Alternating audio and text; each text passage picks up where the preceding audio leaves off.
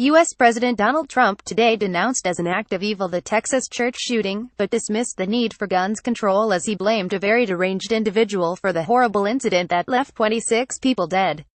A gunman, with a ballistic vest strapped to his chest and a military-style rifle in his hands, opened fire on worshipers at a Sunday service at the First Baptist Church in Sutherland Springs in rural Texas. Advertisement opens a new window. 26 people were killed in the massacre. Trump, who is in Japan on the first leg of a 12-day Asia tour, said, "This horrible act of evil occurred as the victims and their families were in their place of sacred worship.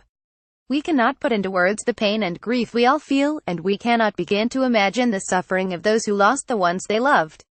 Texas Governor Greg Abbott told reporters that at least 26 people were killed in the mass shooting to date. The FBI is assisting local law enforcement officials in investigations. Authorities have not described this as a terrorist incident.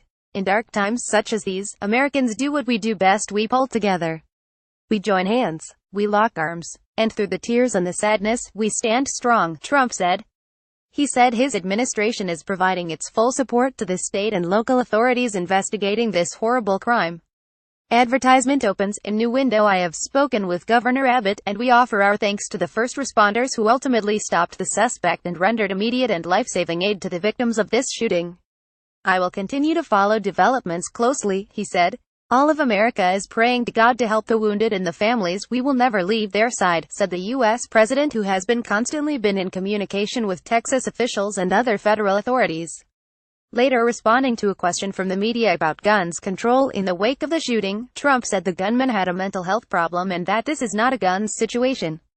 Preliminary reports show a very deranged individual who's been having a problem for a very long time, he said. We have a lot of mental health problems in our country.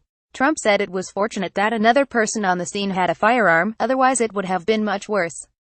PTI